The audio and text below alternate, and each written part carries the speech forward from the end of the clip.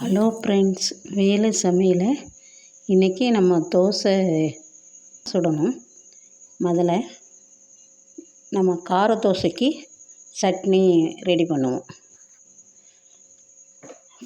2 spoon oil ஊற்றிடுங்க. வெங்காயம் ஒரு 2 பல்லாரி வெங்காயம் போட்டு கொஞ்சம் நல்லா வதக்குங்க. நல்லா வதங்கினதுக்கப்புறம் ஒரு தக்காளியை அதில் போட்டு அதுவும் வதக்கவும். வத்தப்பொடி 2 ஸ்பூன், உப்பு 1 ஸ்பூன், ஜீனி ஒரு அரை ஸ்பூன். இது நல்லா வதக்கணும். நல்லா வதக்கி ஆறின பிறகு அரைச்சி இது கார தோசைக்கு நம்ம சுடலாம். அடுத்தது புதினா தோசைக்கு புதினா ஒரு கைக்குத்து அளவு போடணும். ஒரு மிளகாய் போடணும். பூண்டு ஒரு 5-6 பூண்டு போட்டுக்கிடுங்க. தேங்காய் ஒரு கைக்குத்து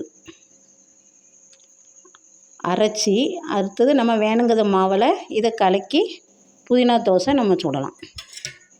அடுத்தது கருவேப்பிலை ஒரு கைக்குத்து, மிளகாய் 1 ஸ்பூன், அரை ஸ்பூன் ஜீரகம், பூண்டு 2,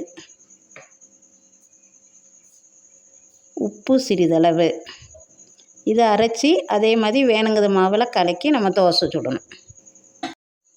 தோசைக்கல்லை டவரை போட்டு நல்லா காஞ்ச பிறகு நம்ம புதினா தோசையை ஊற்றி தட்டை வச்சு மூடி வைக்கணும். ஒரு 3 நிமிஷம் கழித்து அது தட்டை எடுத்து அந்த தோசையை எடுத்துட வேண்டியதுதான். இது புதினா தோசை நமக்கு ரெடி ஆயிடுச்சு. அடுத்தது நம்ம கருவேப்பிலை தோசை அதே மாதிரி ஒரு கரண்டி ஊற்றி எண்ணெயும் 2 ஸ்பூன் ஊற்றி நல்லா முறுமுறுன்னு நம்ம அதை வெந்து எடுக்கணும். கருவேப்பிலை தோசையும் நமக்கு இப்போ ரெடி ஆயிடுச்சு. அப்புறம் ஒரு கரண்டி மாவு ஊற்றி அதில் நம்ம பெப்பர் தோசை மேல்ட்டால் நல்லா தூவணும்.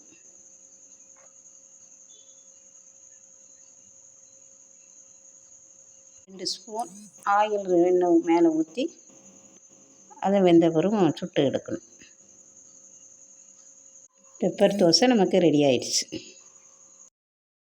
அடுத்தது கார தோசை நம்ம முதல்ல சட்னி அரைச்சதில் இந்த மேலே தோசை மாவு ஊற்றி அந்த கார சட்னியை மேலே தடவி 2-3 கரண்டி ஆயில் ஊற்றி நல்லா முறுமுறுன்னு நம்ம சுட்டு எடுத்துடலாம்.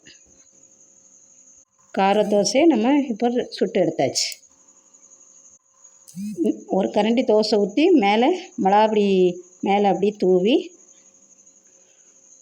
எண்ணெய் ஊற்றி அதில் நம்ம உருளைக்கிழங்கு மசாலா பாதி இது வச்சு தோசையை மடக்கி சுட்டு எடுத்தால் மசாலா தோசை ரெடி.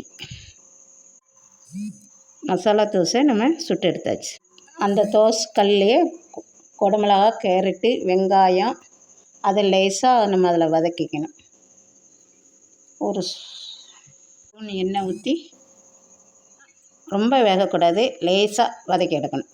ஒரு 2 கரண்டி மாதிரி தோசை மாவை ஊற்றி கொஞ்சம் கனமாக ஊற்றி குடமிளகா, கேரட்டு, இந்த ஆனியெல்லாம் அது மேலே அப்படி அமுக்கி இந்த மாவில் வச்சிடணும்.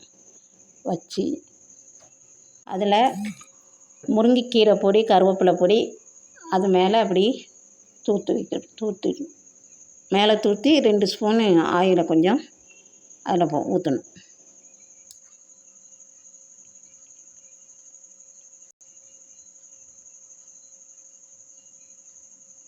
ரெண்டு ஸ்பூன் ஆயிலை விட்டு அது சுட்டு எடுக்கணும்.